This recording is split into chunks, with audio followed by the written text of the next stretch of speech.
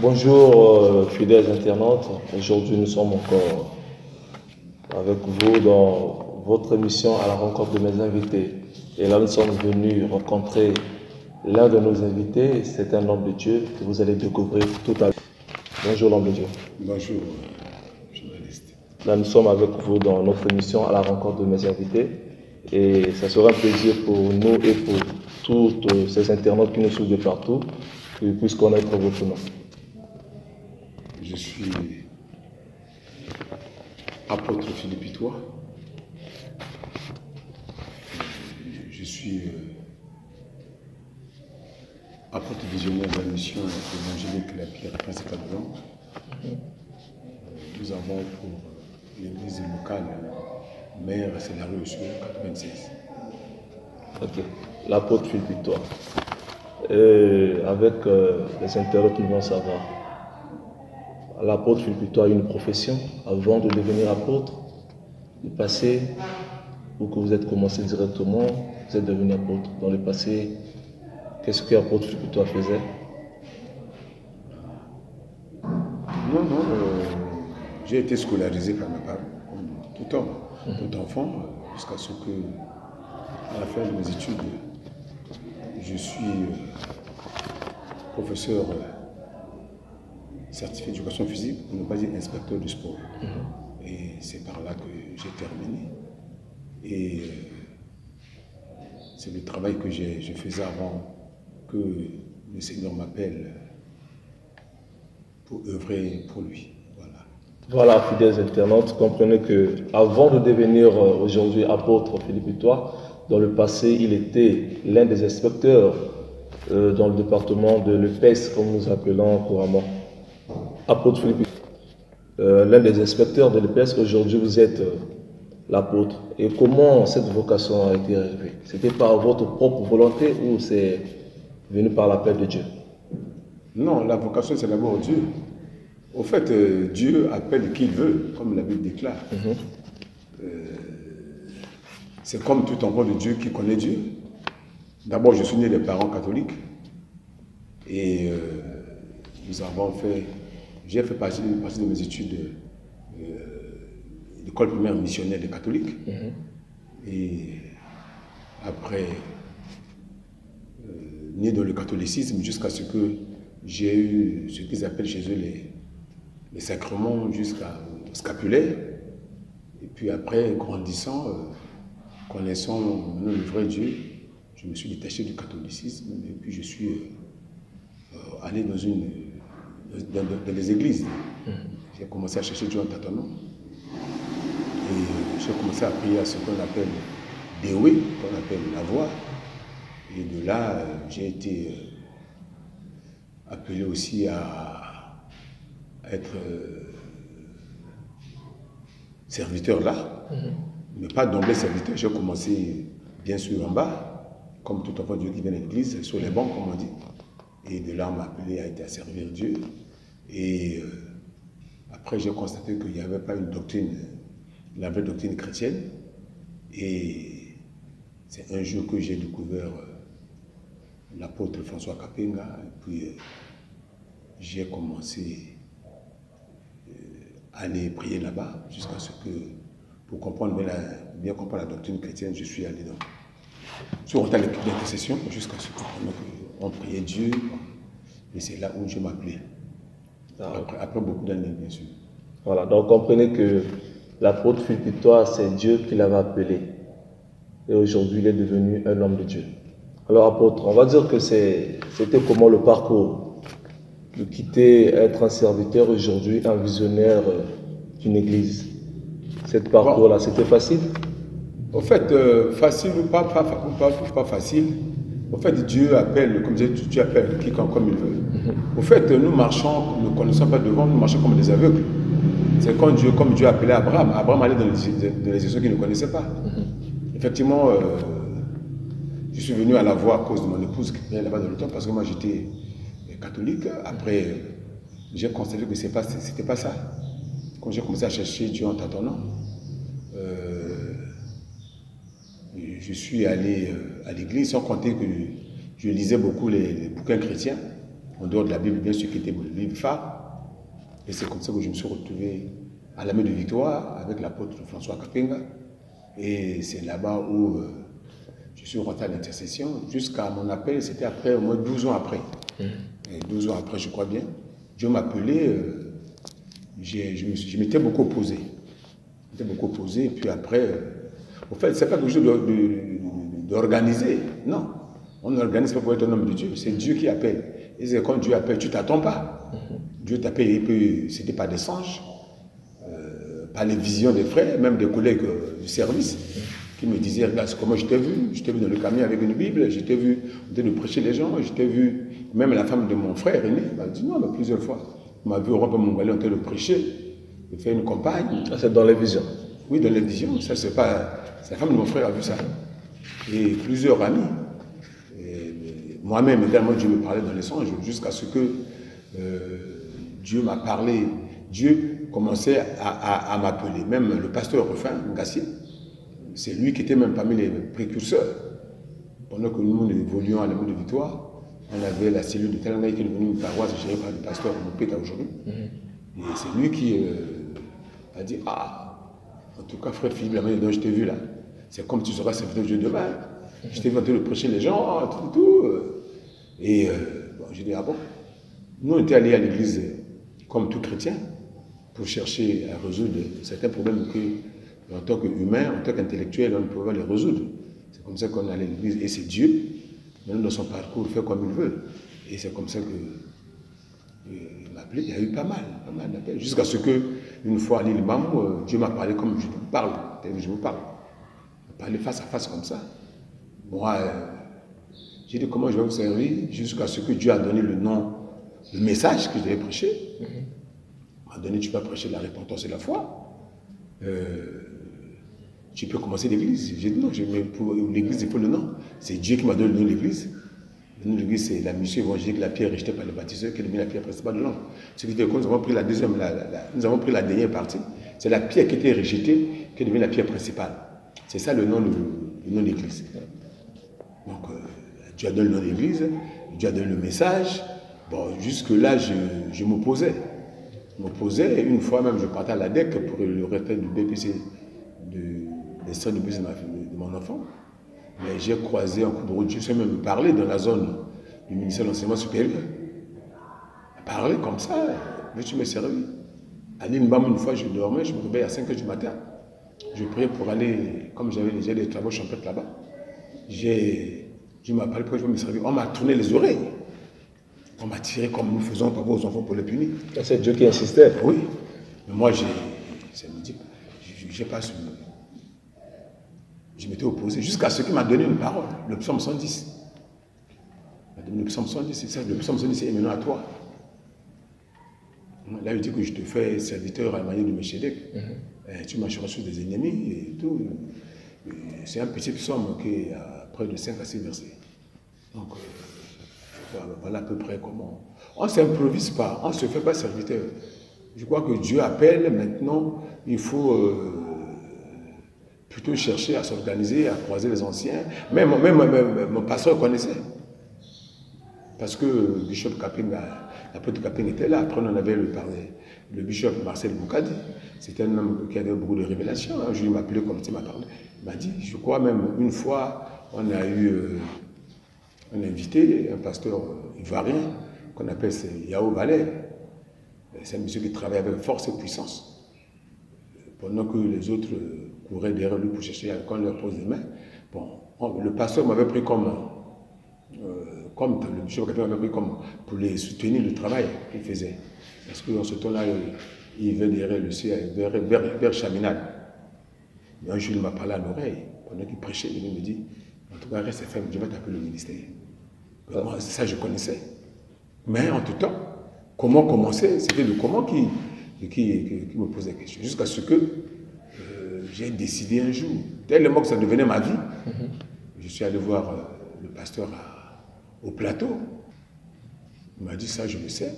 Il m'a dit, vous êtes deux. Il m'a pris même l'exemple de Bonnier Kounia, qui est colonel, c'est un pilote. Il a dit, il y a lui, il y a toi, vous êtes des hommes de Dieu, vous appelez déjà. Dieu m'a déjà parlé de ça plusieurs fois. Et puis après, Il a prié pour moi. Entre-temps déjà, j'étais déjà élevé à l'église comme en ancien de l'église. J'étais diacre après en ancien de l'église. Et puis après, il m'a libéré. Et j'ai commencé le ministère. C'était un 26 décembre 2003. 26 décembre, brusquement comme ça. Et on a commencé par... Bric-à-brac, on était à ouvert. Il n'y avait pas une église construite. Il n'y avait pas... C'était tout juste ma famille.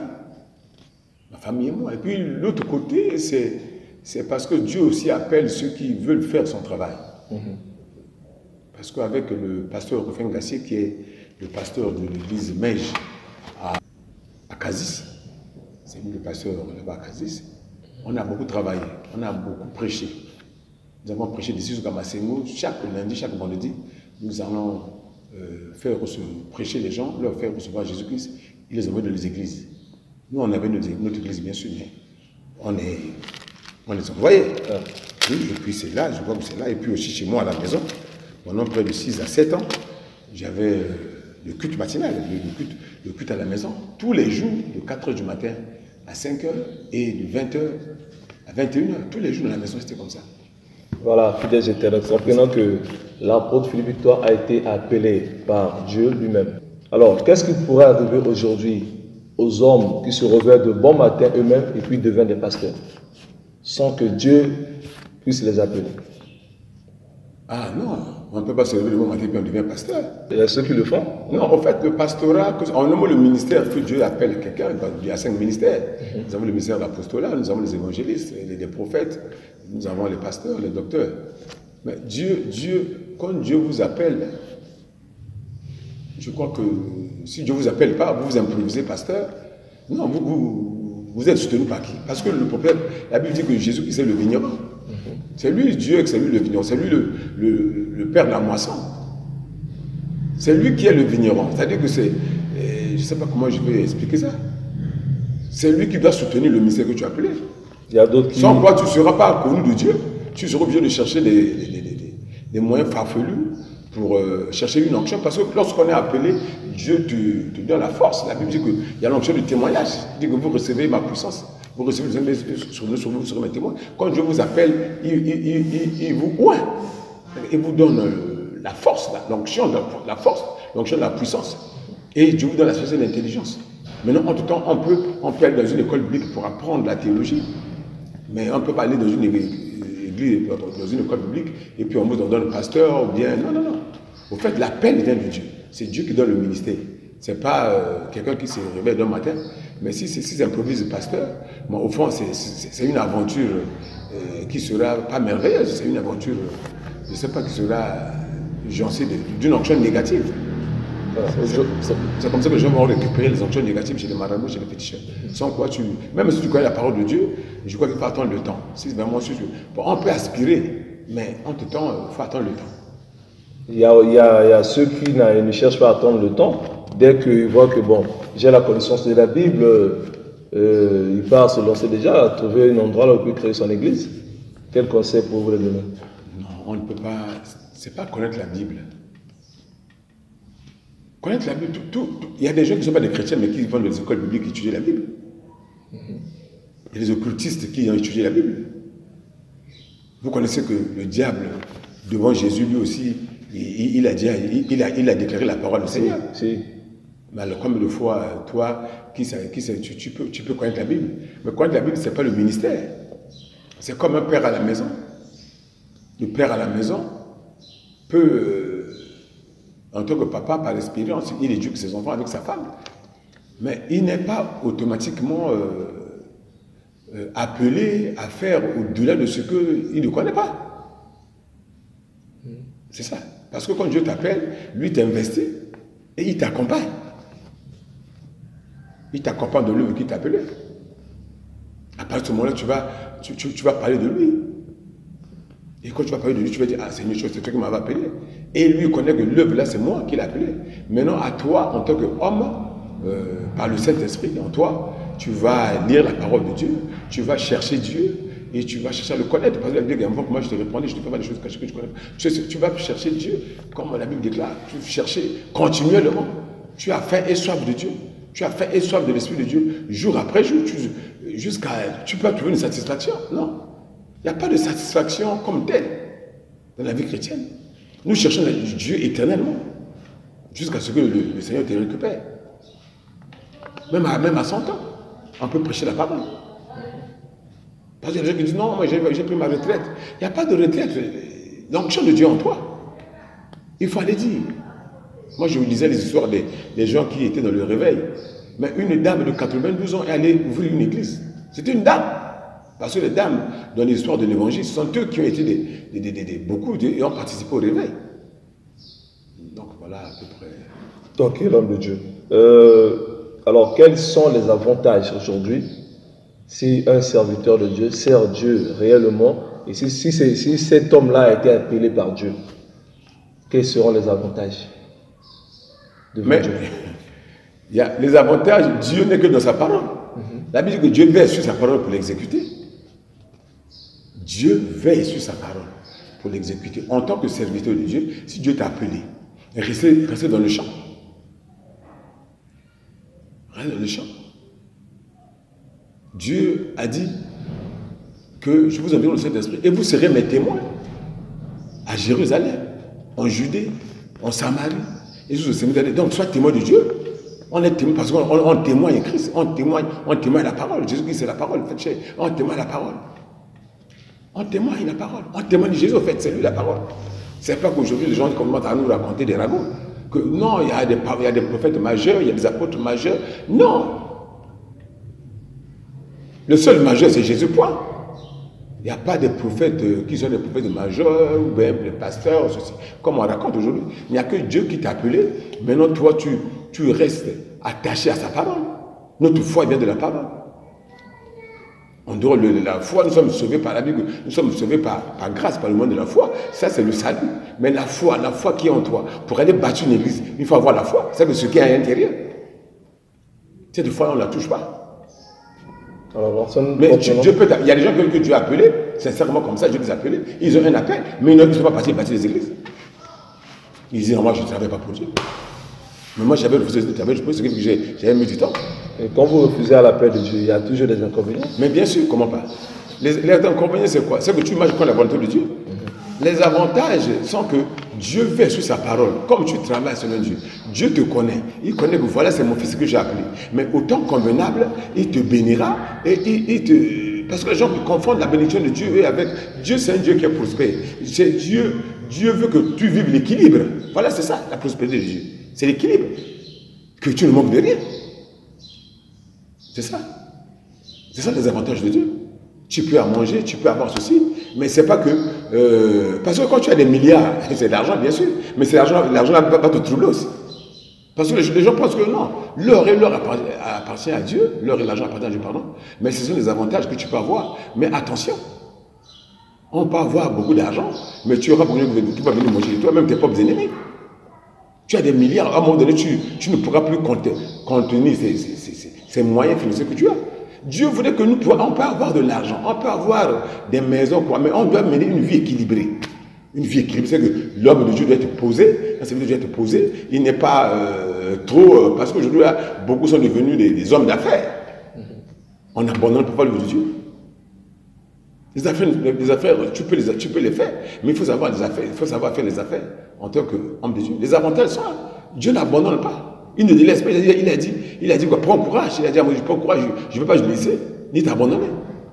Mais Moïse, Jésus servait Moïse. Mais Dieu aussi a travaillé avec Moïse.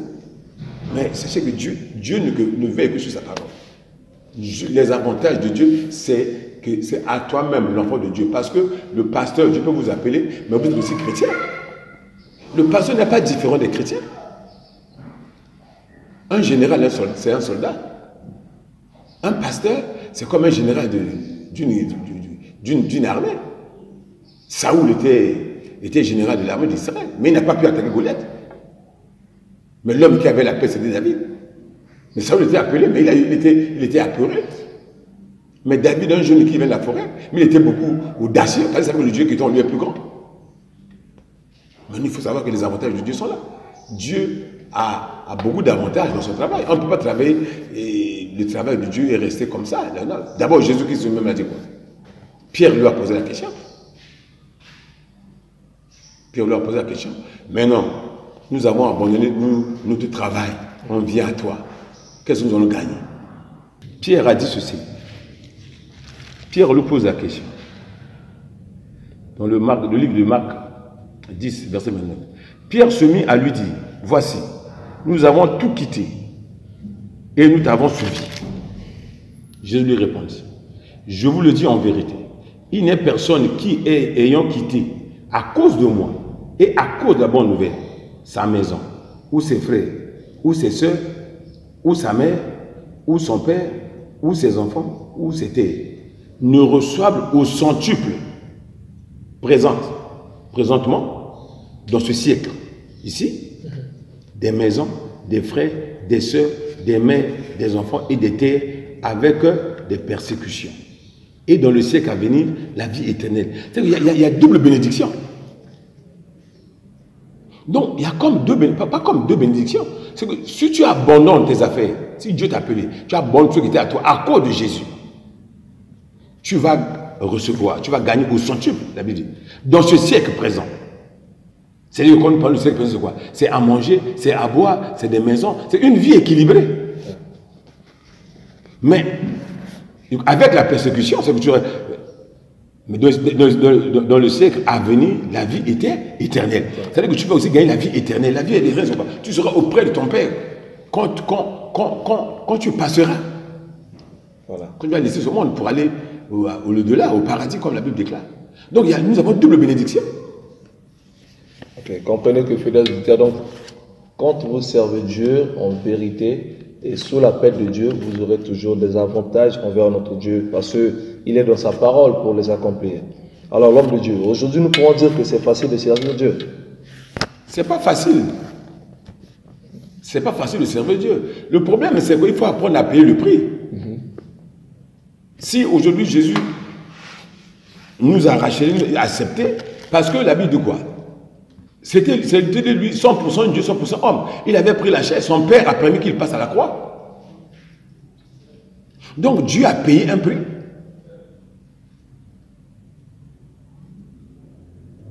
Pour que nous soyons sauvés, en donnant son fils. Jésus lui-même, il est passé par Gethsemane, par les souffrances. Il est passé par les souffrances. Mais donc tout chrétien qui veut voir la gloire, il doit payer le prix. Dans toute la vie que nous menons, tu ne peux pas gagner ta vie sans payer le prix. Un enfant qui va à l'école doit payer le prix, il doit lisser le sang. Il y a certains enfants qui viennent, ils dorment. Ils pensent que non, les parents vont faire quoi pour ça. Mais non, il faut payer le prix. Et si tu es maçon, il faut apprendre la maçonnerie, payer le prix. Tu es ingénieur, payer le prix. Donc, en fait, dans tous les domaines de la vie, il faut payer le prix. La même chose pour les chrétiens. On ne peut pas gagner la vie d'emblée comme ça. On ne gagne pas la vie comme ça. Passer par le désert. Voilà. Le désert, Jésus a dit quoi? Lui, il fera sortir les fleuves dans le désert. C'est-à-dire que pendant que tu es dans le désert, tu seras persécuté, mais tu ne seras pas abandonné. Tu seras battu, mais tu ne seras pas perdu. Tu seras dans les tests, mais pas dans le désespoir. Pourquoi? Parce qu'il est là. C'est lui qui accompagne, c'est pas sa parole. Et il t'accompagne. La parole, c'est lui-même. S'il est venu en chair, il a vécu sur la terre, il a pleuré. Il a eu faim. Il a eu soif. Donc il sait que les gens ici doivent manger, doivent boire. Mais il a payé le prix, il a accepté la croix. Il peut dire je refuse. Ce qui fait qu'il disait aux femmes, pendant qu'on l'a mené à Gethsemane, pendant qu'on l'a mené vers Golgotha, il a dit non, ne pleurez pas pour moi, pleurez pour vous-même. C'est pas facile de servir Dieu. Il faudrait payer le prix parce que Jésus lui-même a payé le prix sur la croix.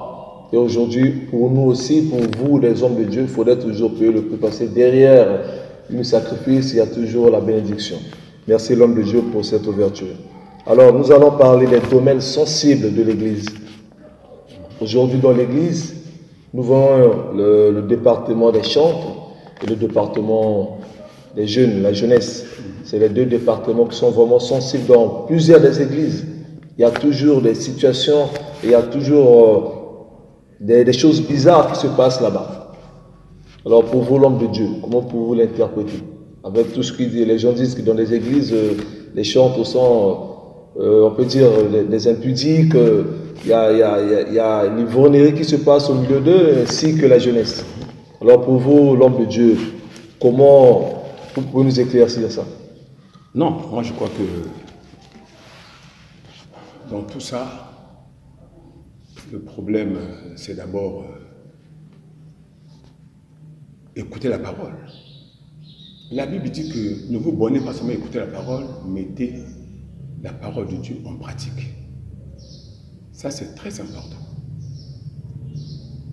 Ça, c'est très, très important. Très important. Les gens le disent que c'est les départements qui font non, des ordres dans l'église. Mais oui, le problème c'est quoi? On ne veut pas seulement à l'église faire du tourisme. On ne veut pas à l'église pour se promener. Non. Je crois que le chrétien qui vient à l'église, il a dû faire la part des choses.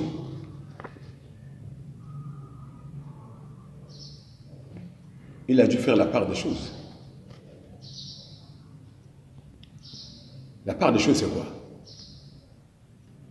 C'est que maintenant, j'ai échoué. Peut-être dans tel niveau, parce que j'ai marché par ma capacité. J'ai échoué. Comme ça, à la maison, par rapport à mon intelligence, par rapport à ma sagesse et tout. Maintenant, je vais écouter la parole de Dieu pour essayer de marcher comme Dieu a marché. Essayer de courir les conseils de Dieu. Comment faire pour arriver? Moi, je crois que c'est ça. Voilà, donc... parce que maintenant, si quelqu'un vient, il écoute les conseils de Dieu, et il se laisse entraîner par le Saint-Esprit. À partir de ce moment-là, il y aura plus du désordre. À partir de ce moment-là, la personne peut s'assagir. La personne peut dire, maintenant, moi, je change de cap. J'ai choisi Dieu. Je pratique la parole de Dieu. Maintenant, si la personne vient, il n'est ni chaud ni froid. Mais la Bible dit quoi? Si tu n'es ni chaud ni froid, Dieu te vomira. Maintenant, si Dieu vous vomit, qui va vous récupérer? Personne. Le problème, ce n'est pas seulement les chantres. Nous parlons de l'église d'une manière générale. L'église d'une manière générale, aujourd'hui, là, l'église devient comme une association. L'église devient comme un mosiki, voilà ce que nous appelons chez nous. Non. L'église, c'est l'esprit.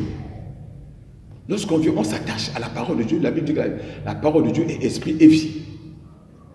À partir de ce moment, on s'attache à la parole de Dieu.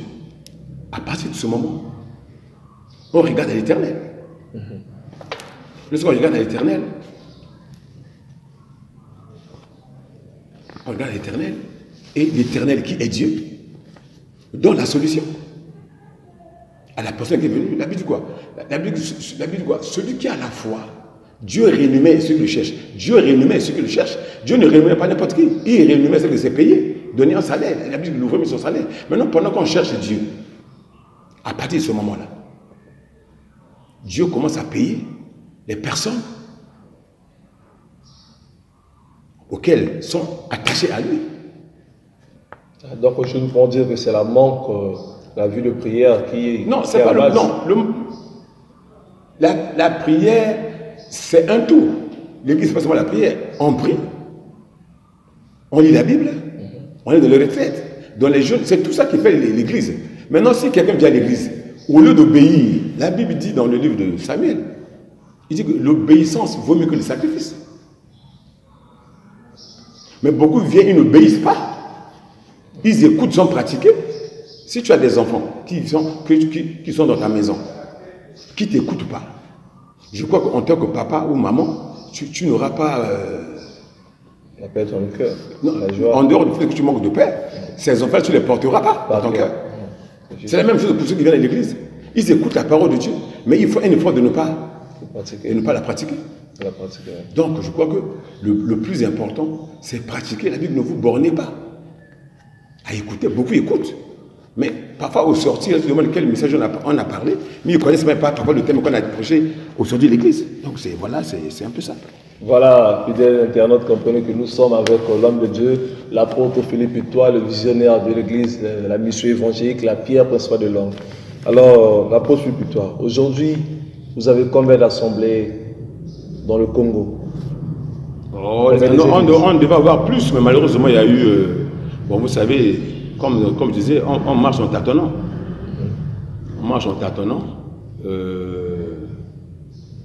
Je crois que nous marchons en tâtonnant. Comment? Nous avons planté beaucoup d'églises, mais malheureusement, aujourd'hui, on n'a que 4. Nous avons on ne peut pas parler de défaite, tout le monde ne peut pas. La défaite, c'est notre maître de succès, comme disait un philosophe. Nous avons l'église de Wesso, qui est déjà en construction. Nous avons l'église de Makwa, qu'on a déjà construit. Il reste la toiture. Nous avons l'église au Domaine et à Ossio. Mais entre-temps, à Kouo, on avait déjà une église. On a mis les structures. À Olombo, la même chose. À Ouando, on a raté, peut-être pas raté, mais je crois qu'on a encore des projets à aller à Pointe-Noire pour bâtir à Pointe-Noire. Mais entre-temps, nous avons 4 assemblées locales. Nous avons l'église qui est à la rue Sio, l'église, comme disons, l'église mère. Nous sommes sur la rue Sio 96. Nous sommes au Domaine à l'arrêt dépôt. Nous sommes à Makwa, au quartier Harlem, qu'on appelle Mosaketa, le quartier. Nous sommes à Wesso. Nous sommes vers le marché, sur la rue Bokangé, à l'arrondissement Zalangoy. Voilà. Ouais. Donc, comprenez, aujourd'hui, l'apôtre Philippe Itouard fait ce que Dieu lui avait envoyé de faire, donc d'aller partout dans le monde, fait de toutes les nations ses disciples. Aujourd'hui, la pierre principale de l'homme a 4 assemblées, donc à Brazzaville 2, à la rue Sio et puis au Domaine, et l'autre est à Makwa et puis Wesso. Alors, l'homme de Dieu, pensez-vous aussi aller bâtir des églises dans les pays étrangers? Non, mais on a raté déjà une église à Kinshasa aussi, je n'ai pas parlé de ça. À Kinshasa, on a déjà commencé un ministère, dans le ministère dans cette parcelle-là. Malheureusement, il y a eu comme une incompréhension entre les parents à ce monsieur-là, parce que quand le monsieur est décédé, la parcelle, les parents ont pris leur parcelle, mais entre-temps, comme il n'y avait pas quelqu'un dessus à travailler, et c'est comme ça que... non, l'église est universelle. On peut planter l'église partout où Dieu. Les Congolais de Brazzaville n'ont pas seulement les églises chez eux au Congo. Non, moi je connais un pasteur ici qui a une église à Kinshasa. Ils sont nombreux à avoir des églises partout. Je connais un qui a l'église à Bujumbura. C'est un cousin par alliance. Donc l'église, c'est là où Dieu t'a appelé, tu peux travailler. Si Dieu donne l'opportunité de planter, tu plantes. On ne va pas planter par plaisir. Quand nous avons commencé à planter, c'est Dieu qui a donné la mission.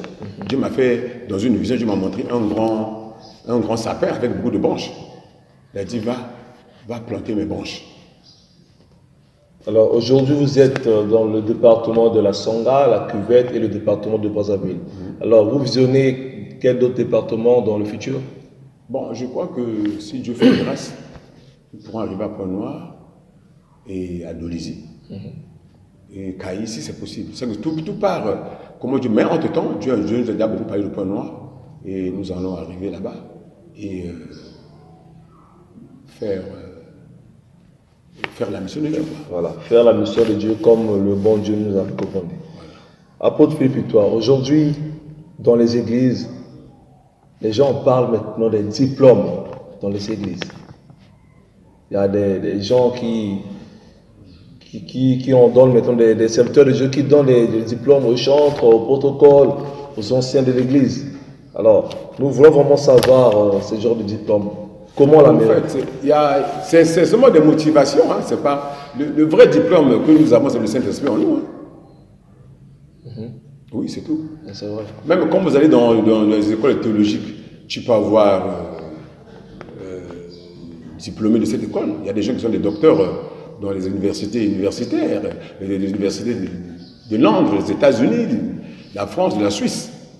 Oui, c'est bon. Mais ce n'est pas mauvais. Au fait, tu as ajouté, la Bible a ajouté à la fois la connaissance. C'est normal. Maintenant, est-ce que, effectivement, cet homme-là est conduit par le Saint-Esprit? Parce que le problème, c'est quoi? Il faut avoir la connaissance. La connaissance est normale. Il faut avoir la connaissance pour ne pas être égaré. Parce que beaucoup peuvent avoir la foi, peuvent avoir l'onction, mais ils n'ont pas la connaissance, ils détruisent l'onction. Mais la connaissance est très importante. Mais tout ce qu'on donne comme diplôme, ce ne sont que des encouragements. Au fait, c'est parce que le problème, le problème est spirituel. C'est l'esprit. La Bible dit que dans l'homme, c'est l'esprit. La parole de Dieu est esprit et vie. Donc il fallait que nous soyons beaucoup attachés à l'esprit. On doit avoir faim et soif du Saint-Esprit, quotidiennement, pour que nous avancions. Je crois que c'est cela. Est-ce qu'on peut dire aujourd'hui qu'à cause de ces diplômes, la vie des chrétiens pourrait être en danger? À cause de ces diplômes-là? Non. À moins qu'il y a des gens qui présentent plus le diplôme que l'Esprit de Dieu. Non. Moi, je crois que la Bible dit que ce n'est pas celui-là qui se recommande lui-même. C'est celui-là que Dieu recommande. Il faut que Dieu te recommande. Si Dieu n'a pas recommandé, mais pour travailler pour son œuvre, tu peux avoir tous les diplômes du monde, Dieu ne te connaît pas. C'est comme un enfant qui va à l'école, mais tu n'as pas le niveau de cette classe-là, on t'a acheté le diplôme, mais tu n'as pas le niveau. À la fin. C'est ça. Voilà. Donc, Dieu doit te recommander. La Bible parle de ça. C'est vrai que j'ai dit au Romain. Il dit que ce n'est pas que l'homme doit se recommander lui-même, c'est Dieu qui doit te recommander pour son œuvre. C'est ça. Ok, fidèles internautes, comprenez que les diplômes ne sont pas mauvais, mais ce qui est important, c'est d'avoir le Saint-Esprit en toi. Et la paix de Dieu surtout. Merci l'homme de Dieu. Alors l'apôtre Philippe Victoire était déjà dans les pays étrangers pour évangéliser ou parler de la part de Dieu? Oui, on a déjà voyagé. Bon, en face, là, c'est nos bien-aimés la RDC. J'ai été plusieurs fois. Je connais même Kinshasa peut-être mieux que Brazzaville. Oui, jusqu'à aller à Matadi même. On a fait 2 séminaires là-bas. Nous sommes allés également en Afrique du Sud, au Brésil. On a été pour les affaires de Dieu. La Bible n'a pas de limite. La Bible n'a pas de frontières. La même parole que nous prêchons au Congo, c'est la même parole qui sera prêchée aux États-Unis, qui sera prêchée partout. Quand nous sommes allés dans ces pays-là, on prêche, effectivement, le Seigneur agit. Vous êtes dans un milieu où il n'y a que des blancs, mais vous êtes des noirs. Le problème, ce n'est pas la peau, ce n'est pas la couleur de la peau. Le problème, c'est être conduit de la manière dont Dieu vous avait appelé. Est-ce que, comment Dieu vous avait appelé, vous restez ferme à cet appel? C'est ça le problème.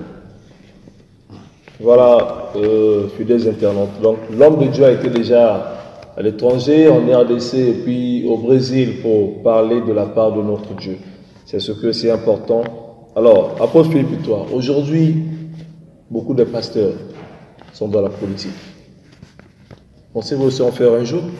La politique, en même temps un homme de Dieu. En fait, la politique que nous parlons ici, il y a la politique et la politique politicienne. Oui, on parle de la politique politicienne. Au fait, avec Dieu, on a la majorité. On peut être seul avec Dieu. Si on suit sincèrement le Saint-Esprit, on a la majorité. La politique chez nous, c'est la démagogie. C'est comme on explique qu'on pas toi. C'est politique, c'est user de tromperie. C'est la ruse, c'est l'intrigue. La politique chez nous, en fait, dans le monde entier, c'est ça. Dans le monde entier, c'est ça. Mais alors que avec Dieu, oui, il faudrait que nos pays grandissent encore. Parce que les vieilles démocraties ont encore des problèmes jusqu'à aujourd'hui. On a vu comment le président Trump a fait aux États-Unis. Ça, c'est... Je ne sais pas, aucun président africain a fait ça. Alors que c'est un pays d'une démocratie élevée. Tout ça, c'est quoi? C'est la soif de rester au pouvoir. Non, je crois que pour un homme de Dieu, déjà que ce que nous faisons, c'est la politique. Nous sommes, notre pays, tel que je parle du Congo, le Congo a libéré les églises. Nous prêchons la parole. En fait, nous soutenons le pouvoir. Nous soutenons la politique congolaise. Parce que nous éduquons les gens. L'église se veut éducative. Les hommes, s'ils comprennent bien la parole, ça sera un pays béni. La Bible dit heureux la nation de l'Éternel est Dieu. Si le pays est béni, parce que les gens sont des chrétiens qui pratiquent la parole de Dieu, c'est un pays béni. Des pays comme la Suisse. La Suisse, Hitler n'a pas pu attaquer la Suisse. Pourquoi? Parce qu'il a beau chercher, il n'a pas trouvé. C'est un pays béni. Tous pour un pour tous. Alors que dans nos pays, on parle ce qui est contraire. La volonté de Dieu, ce n'est pas facile de gérer la politique. Et puis nous faisons la politique de Dieu. Voilà, je peux dire ça. Nous, en tant qu'enfants de Dieu, nous faisons la politique de Dieu. Nous disons l'évangile de Dieu. L'évangile est une puissance pour le salut. et qu'on croit. L'évangile, la parole que nous déclarons est une puissance pour le salut. Quelqu'un qui vient, c'est quelqu'un qui veut connaître Dieu, il a le salut, il a la vie, et derrière là, s'il avait échoué à gauche, à droite, par la parole de Dieu, il peut frayer un chemin. Voilà, je crois que c'est ça. Donc aujourd'hui, je peux dire que c'est à cause des pasteurs qui font la politique du pouvoir humain, comme gérer un pays. Et c'est ce qui est à la base aujourd'hui des critiques des églises de réveil. Parce qu'aujourd'hui, les églises de réveil sont beaucoup critiquées par d'autres personnes, on peut dire des non-croyants. Moi, je crois que... Bon, ce qu'il faut savoir, hein, là où il y a le bon, il y a le mal, le mauvais. Partout ailleurs, ça va de pair. Même là où les gens pensent que les églises, les vieilles églises, comme on peut dire, le bien-aimé catholique, les protestants et tout, il n'y a pas que le bien. À peine là, je crois que on a décrié la pédophilie. On a décrié, il y a beaucoup d'évêques qui sont passés, dans les tribunaux, que ce soit en Italie ou en France. C'est pour ne pas dire que... C'est pour dire qu'il y a le mal, mais il y a des gens qui sont là qui sont bien. Il y a des gens qui sont restés fermes à leur doctrine. L'église réveil comme telle n'est pas mauvaise, mais sauf que ce sont des graines, on est comme des graines. Mais la mauvaise graine peut détruire. Si la graine est pourrie, elle va détruire les autres graines. C'est ça un peu. Au fait, on ne peut pas... lorsqu'on va dans une église, qu'elle soit... que tu sois catholique, que tu sois de réveil ou pas, le problème c'est rester ferme à cette idéologie que je viens d'écouter et pratiquer. Parce que je ne vois pas quelqu'un, même s'il est dans l'occultisme, dans la sorcellerie, il va dire que ce qu'il fait est mauvais, c'est pas vrai. Il va que s'appuyer que ce que je fais est bon. Et pourtant, il fait autre chose qu'il n'aurait pas dû, mais il dit que c'est bon. Non, je crois que la meilleure des choses, d'abord, les autorités. Chez nous, au Congo, le Congo c'est un pays laïque. Chacun est libre de prier là où il veut. Mais non, sachez que partout où nous passerons, il y a le bien et le mal. Tu es là qui marche de pair. Là où les gens pensent que c'est le saint, le trois facile n'est que notre Dieu. Donc, c'est pour te dire que non. Il n'y a pas quelque part où les gens sont droits. Non. Nous tendons vers la perfection. Nous faisons un effort de marcher comme des enfants de Dieu.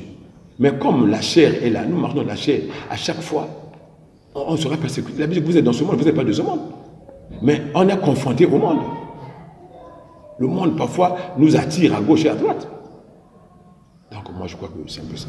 Voilà. L'homme de Dieu, aujourd'hui, je peux dire qu'à cause de ces critiques que les gens disent, il y a beaucoup de chrétiens qui ont perdu la foi et qui ont abandonné même de prier. Alors, quelle est l'importance de la foi dans la vie d'un chrétien? Mais la foi, moi je t'ai parlé de deux genres de foi. Il y a la foi que nous appelons le salut. Maintenant, il y a le salut qui est un don. Le don de foi. C'est ce qui est à l'intérieur. Ah, mais l'homme là, la femme là, la foi, elle a tel problème, elle a supporté. C'est différent du salut. C'est le don. Oui, la foi c'est un don. Ce don là, c'est là où on mesure la dose, ou bien on mesure, on peut comparer certains chrétiens. Quand nous voyons par exemple Daniel, Daniel a lieu de la force liée. Daniel a dit comment? Mais il croyait que le Dieu qui est en lui a fermé les gueules de lions. Daniel a dit que lorsque Daniel est sorti, ses ennemis sont rentrés, les lions l'ont broyé, les hommes ont broyé. Les compagnons de Daniel, Meshach, Shadrach, Abednego, dans la fournaise ardente, ils sont sortis, mais ils avaient la foi. Ils ont dit au roi Nebuchadnezzar, non roi, ça ne sert pas de parler. Nous croyons que notre Dieu peut nous sauver de ta main. Ils l'ont déclaré. La foi, c'est poser des choses comme ça les étaient. Ils ont déclaré des choses avant que le roi ne parle. Avant que le roi décide. Il dit, ah, comme ça, on a chauffé 3 fois, 7 fois le feu, mais ils sont allés, ils sont ressortis. C'est ça la foi. La foi qui est interne. Le don. Différent de la foi comme ça. Ça, c'est très important. Ce qui fait que Dieu a dit que aspirer aux dons les meilleurs. Je crois que c'est dans le livre de Corinthiens. Aspirer aux dons. Nous devons aspirer aux dons. Parce qu'en chrétien, quand tu viens à l'église, tous les dons sont dans le Saint-Esprit. Mais il faut prendre ce qui est bien. Il n'y a pas un pasteur qui est né avec... il est guérisseur, je ne sais pas, il est dons, machin, il est miraculeux, il est comment? Le miraculeux, c'est le seul Jésus. C'est lui le souverain pasteur. C'est lui le vrai prophète. Il n'y a pas un autre prophète en dehors de lui. C'est lui le vrai apôtre. C'est lui le vrai docteur. La Bible, même Nicodème a dit quoi? Il a dit, toi qui es le docteur de la loi. Pourquoi Nicodème, qui était un docteur de la loi, il était dans le Sanhédrin. Il dit à Jésus, tu es un docteur. Il connaissait la dimension qu'il est dans Jésus. Donc aujourd'hui, là, les gens peuvent raconter, mais nous savons qu'il n'y a qu'un seul qui est au-dessus de toutes choses. C'est Dieu. Il avait pris la chair qu'on appelle Jésus. Et on s'en a toujours fléchi. On s'en a toujours fléchi. Quand nous regardons à lui, les choses vont aller. Nous regardons à lui, on pourra arriver. Mais sachez que quand vous avez la foi en Christ, vous allez faire des grandes choses. Merci l'homme de Dieu. Voilà, fidèles internautes et des chrétiens qui nous suivent de partout. Donc comprenez que la foi est très importante dans la vie des chrétiens. Alors l'homme de Dieu, nous allons ouvrir une page qui concerne vous, les pasteurs, les apôtres, les bishops, les prophètes. Aujourd'hui, dans plusieurs églises, il y a des hommes de Dieu qui ont eu à tomber dur dans le péché, qui ont eu à faire des choses un peu bizarres, sortir avec les fidèles des églises. D'autres ont eu même à tomber en cette, et les gens ont eu à parler de ça de partout. Alors, quel est ce problème, cette chose-là qui pousse aux hommes de Dieu de tomber dans les péchés, surtout avec leurs propres enfants dans le Seigneur? Non, la chose qui les fait tomber, c'est l'humanisme. Ils sont des humains. La Bible, Jésus lui-même a dit que la chair est faible.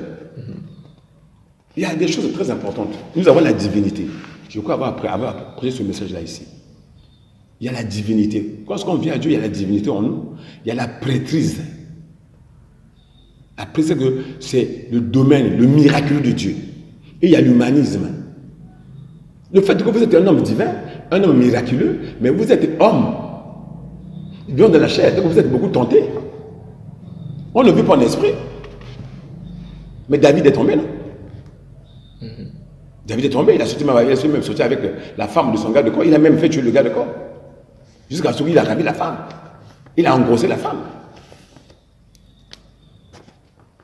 Il a tué le premier enfant. Le premier enfant, Dieu l'a tué. Le deuxième enfant, c'est Salomon, qui est l'homme le plus sage du monde, le plus riche du monde.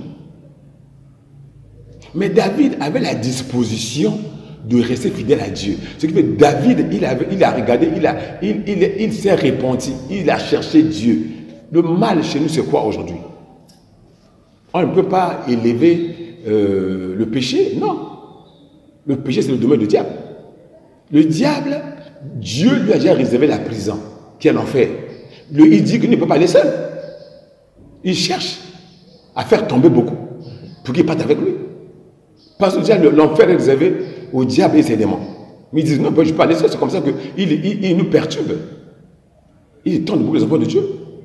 Mais David, quand il est tombé, mais il est revenu. C'est comme ça qu'il a écrit le psaume 50. Il a cherché à se repentir. Il a dit à Dieu, non, ne me dois pas le Saint-Esprit, l'Esprit de Dieu en moi. Jusqu'à ce que Dieu l'a restauré. Dieu l'appelle même l'homme selon mon cœur. Mais malheureusement, aujourd'hui, beaucoup tombent, mais ils ne se répandent pas, sincèrement. Et puis, ce n'est pas une continuité. Tu tombes aujourd'hui, tu prends la même chose, tu retombes demain, après demain. Non, non. Non. C'est ce qu'on vit aujourd'hui dans les églises. Non.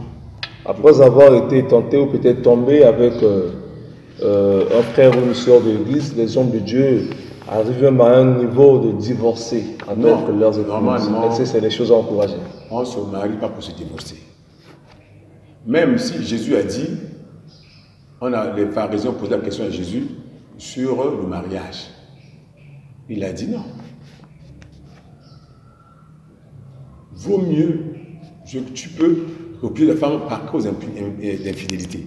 Oui, l'infidélité est comment? Jésus a pris la femme adultère. Il a réuni les gens, il a dit non. Parmi vous, ceux qui n'ont pas péché. Ceux qui n'ont pas péché, il n'a qu'à prendre la pierre et l'appeler cette femme-là. Après, quand Jésus s'est accouplé de Christ au sol, tous sont partis. Jésus ne les a pas condamnés, mais chacun s'est condamné dans son cœur. Alors que nous, en Jésus-Christ, il n'y a plus de conséquence en Christ. Pourquoi? Parce que l'esprit de vie en Christ nous a affranchis de la loi du péché, de la mort. Jésus-Christ à la croix nous a affranchis du péché. Mais David était l'homme sur le cœur de Dieu. Pourquoi? Parce qu'il connaissait ses fautes. La Bible dit que celui qui avoue, celui qui reconnaît ses transgressions, qui les avoue et les délaisse. Obtient quoi? Miséricorde. Mais il y a des gens qui ne le connaissent pas. Il est tombé à midi. Le matin, il ne le connaît pas. À midi, il tombe, il ne le connaît pas. Le soir, il dort comme ça. Quel chrétien? La Bible, nous péchons l'acte, nos missions, en parole, en pensée. Et on oublie. Mais en tout cas, il faut toujours chercher à fléchir les genoux pour dire, Seigneur, me voici. Me voici devant ta face. Voilà, fidèles internautes, nous allons lentement et sûrement vers la fin de notre émission, notre entretien avec l'homme de Dieu, l'apôtre Philippe Pitois. Apôtre Philippe Pitois, pensez-vous écrire un livre un jour? C'est aujourd'hui, il y a beaucoup des hommes de Dieu qui ont écrit au moins jusqu'à 3 à 4 livres. Est-ce que vous avez aussi cette inspiration d'écrire aussi un livre à cause de Dieu, en parlant des bienfaits de Dieu un jour? Non, c'est possible. C'est possible. C'est un problème de disponibilité. Écrire, c'est très bien. Ce sont des livres qui fortifient beaucoup de frères. Enfin, tout le monde. Moi aussi, j'en ai beaucoup. Je lis beaucoup les hommes de Dieu. J'ai beaucoup lu Taylor Swift. J'ai beaucoup lu Renard Banquet. Et je lis n'importe qui. Même les brochures. Lire, c'est très important. C'est ça la connaissance est très importante. Maintenant, c'est mauvais peut-être de ne pas lire, lire et prendre ce qui est mauvais. Non. Je crois que Dieu, chemin faisant, on pourrait écrire.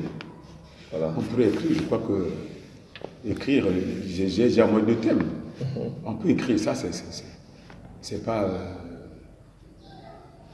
C'est pas trop comme le problème, c'est la disponibilité. Et regardez comment Dieu va agir. Merci l'homme de Dieu. Alors, nous allons lentement et sûrement vers la fin, comme je venais à peine de le dire. Alors, l'apôtre Philippe, aujourd'hui, dans plusieurs églises, il y a des phénomènes qui règnent. Là, on fait des lavements, on lave les gens, et on voit même que l'évangile de Dieu est vendu. Il y a des pasteurs qui appellent les fidèles. Venez avec les 5 000 francs, je vous impose les mains. Mais pourquoi tout ça? Non, moi je crois que dans tout ça là, c'est le manque de sérieux. Dans le travail de Dieu. C'est tout le manque de sérieux. Le manque de sérieux. Parce que Dieu n'est que dans sa parole. Dieu a dit qu'il envoie sa parole guérit. Sa parole guérit, oui. Si Dieu envoie sa parole guérit les gens. Mais pourquoi tu veux laver les gens? Lave les gens par la parole.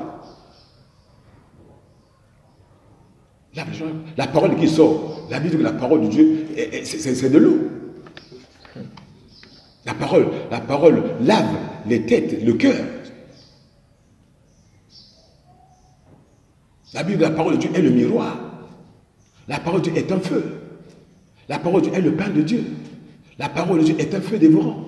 La parole de Dieu est un marteau qui brise le roc.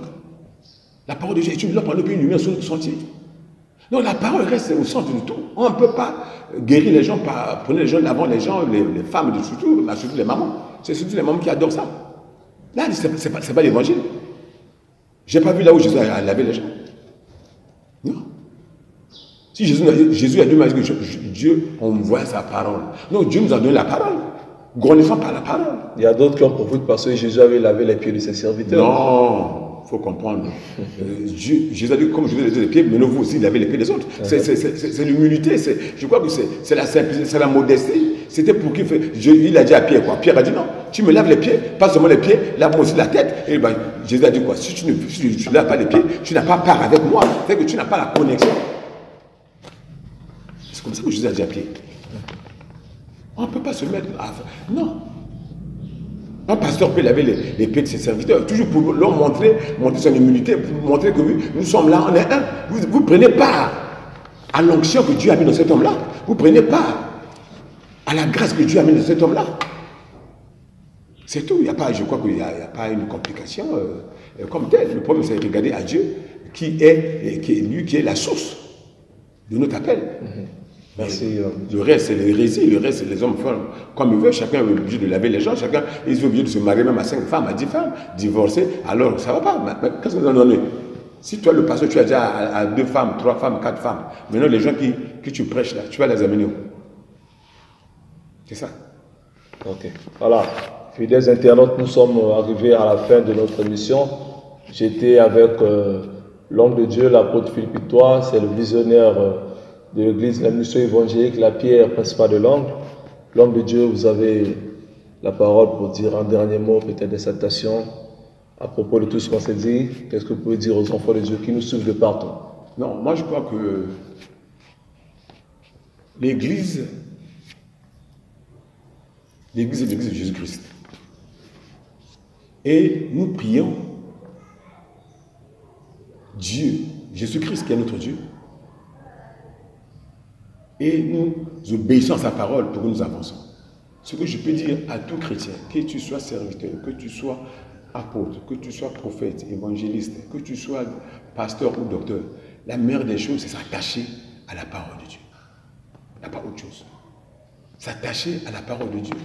Et si Dieu ne vous a pas appelé, ça ne sert pas d'aller faire des aventures, parce qu'après vous allez prendre les conséquences. Les conséquences sont. Les conséquences. Vous savez, Dieu nous attend au tournant. Et en dehors de ça, la Bible dit quoi? Dieu nous attend au jugement sur le bien et le mal que nous avons fait. Que les hommes te jugent, mais pas Dieu. On l'appellera le juste juge en ce temps-là. Et ce ne sera pas le parquet de Brazzaville où on va donner les avocats pour quand on change je ne sais pas, de direction du procès. Non.